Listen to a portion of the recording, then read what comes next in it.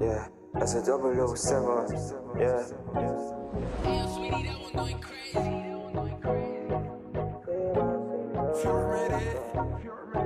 Yeah. Right back like I never left. You know I'm not the type to back down, darling. I'm not. Hello, beautiful people. This is Life Flow Podcast. I am Debbie Joesi Ajom. Welcome to the show. You're gonna come to my crib tonight. I'm not funny like Bella. I was quiet, contemplating waiting. I go tell her. Maybe I should read. This is your one-star podcast for beautiful, amazing, entertaining, relatable, and thought-provoking stories. Thank you so much for always tuning in every 2 weeks. We wouldn't be here without you. You know how we do it. Give us 5 stars on Spotify, Apple Podcast, or anywhere you get your podcast. In this episode, I'm going to read the 7th story from the short story collection titled Villain's Highway. Are we ready? Do not forget that this is a work of fiction. Names, characters, places, and incidents are a product of my imagination and are used fictitiously. Any resemblance to actual persons, living or dead, business establishments, or events is entirely coincidental. For this episode, the title of our story is Maternity Ward.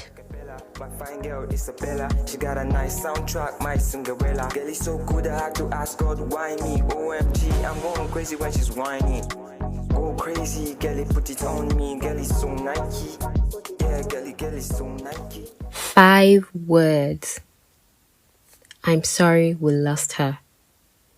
5 words and a husband's world crashes before my eyes, tumbling down to the floor amidst groans and tears like the houses that were recently demolished in the neighborhood. 5 words, and my soul lights up from the depths of my suppressed memories and rage. Now, how does it feel to have everything taken away from you in one fell swoop? I want to ask Mr. Kufri, who is sitting on the floor, hands holding his head, body shaking from his grief, tears falling down like raindrops. 2 years ago, I was Mr. Kufri, but instead of a hospital, I was on the hot tarred floor of a busy road that wound through a crowded market, and there was no one to tell me, I'm sorry, we lost them. But I didn't need anyone to tell me the obvious. I had lost everything in one day, my wife and my daughter, my life, my soul, gone. But for some unknown reason, everyone around the scene kept their distance from my family, covered in blood on the ground. They gathered in a semicircle, wares sitting on top heads, buckets of melting sachet water in between thin legs, wheelbarrows of fruits and vegetables unmoving, okadas packed, and as they fed their eyes on the lifeless bodies of my wife and child, they shook their heads, clucked their tongues, and muttered, yeah. But even those who dared to take a step forward only went in the opposite direction, to the perpetrator who was still in her car, acting like the victim. She get belle. A fat man whose singlet strained to contain his burgeoning stomach and cargo shorts that kept slipping down his waist, the crack of his buttocks partly visible, announced in a gruffly voice to no one in particular. I almost coughed at the sheer irony of it all, being so obvious that he also looked pregnant himself.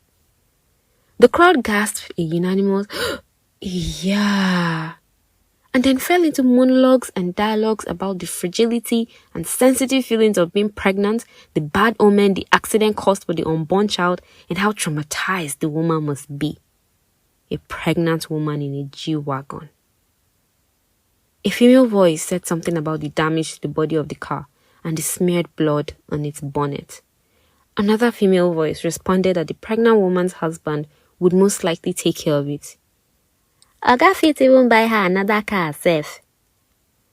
A man with garlic breath openly fantasized about owning such a car and giving his numerous girlfriends rides in it. All of this probably happened in few seconds, but it felt like minutes. When my legs finally gave way, I ran to my wife and daughter, but the pregnant woman had driven off and the crowd was dispersing. After the burial, I ran mad. I was unstable for weeks on end. I took a sabbatical from my job. I couldn't bear the sight of birth. I couldn't bear the sight of mothers with babies. I couldn't bear the sight of pregnant women. I had never regretted being an OBGYN, but for a long time I did. Then I came back to work. 6 months later, a bright smile on my face, a dark hunger in my blood.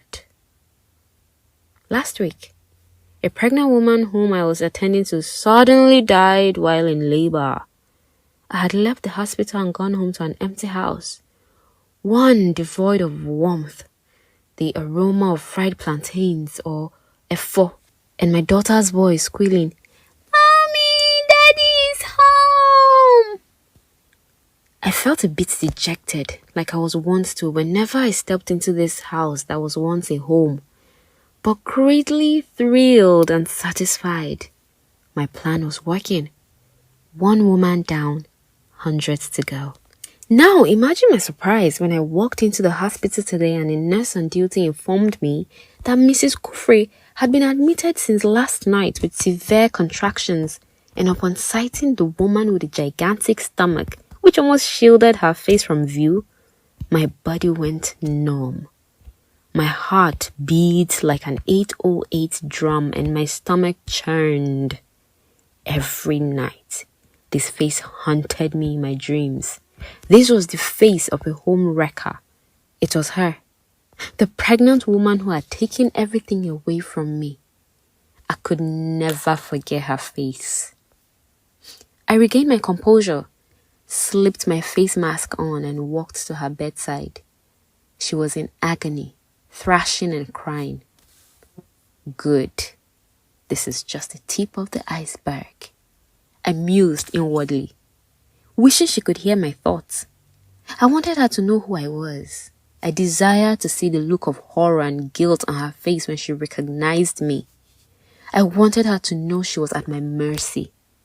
But I couldn't risk it. I needed to be as discreet as possible. I told her I would get her anesthetics, and her head bobbed so hard I feared it might fall off. And that was all it took. A syringe of anesthetic, but I'm sure now you know the contents of the syringe was anything but anesthetic. Now mother and child are gone, and I couldn't be happier. She deserved it. All pregnant women deserve to die, because they're selfish people who don't have human decency and empathy. A pregnant woman would drive straight at a mother and child and claim that her hormones caused it, that we should blame it all on her pregnancy. Perhaps Mr. Kufri does not deserve my wrath, but unfortunately for him, his wife does, and for that, he also has to suffer for it. I'm really sorry, I say to Mr. Kufri again. And then I turn around curtly and walk down the corridor to my office. Am I really sorry? No, and I'll never be. The maternity ward seems peaceful, but for Mr. Kufri's sobs echoing through the corridor and the occasional voices of the nurses at their station doing everything but their jobs. I should be appeased, but my moment of victory is over before I even step into my office.